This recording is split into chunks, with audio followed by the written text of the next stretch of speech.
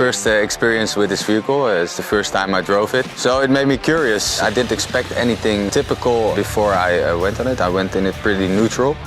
It's completely different from anything you've ever ridden compared to a car or even a motorbike, but it's not that difficult to get used to because it gives a lot of confidence because it doesn't lean over like a motorbike would, and because of the wide track you have a lot of grip, especially at the front, more than you would with a motorbike, and the entire unit itself, it's really confidence inspiring.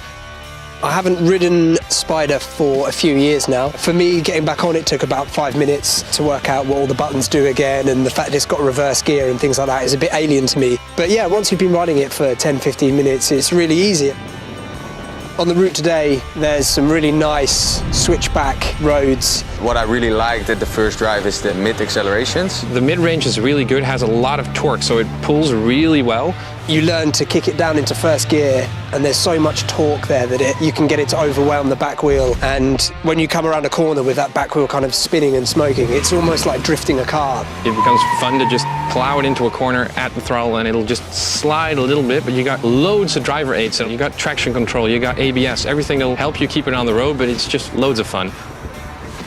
The one that I was driving had the custom exhaust on it. I must admit, mine sounded a lot better than the others, so I was like the coolest guy in the line.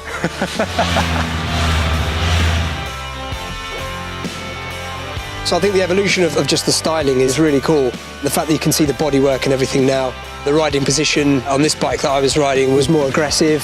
Having warmed handles will be very good because it's way too cold in our country. You have a big compartment up front. Around here you have a small compartment you can put like a phone or MP3 player and play it via the speaker, so that's really cool. And you have these pretty large panniers integrated into the design.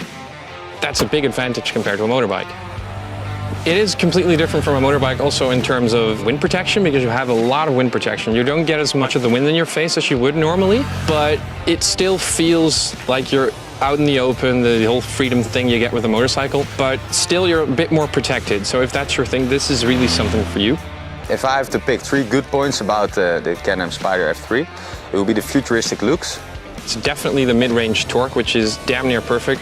I think the confidence that it would instill in someone who perhaps isn't ready to jump on a motorbike.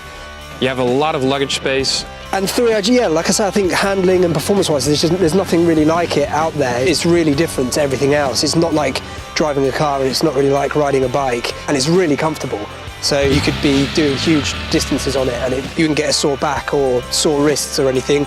You can have some fun on it, definitely.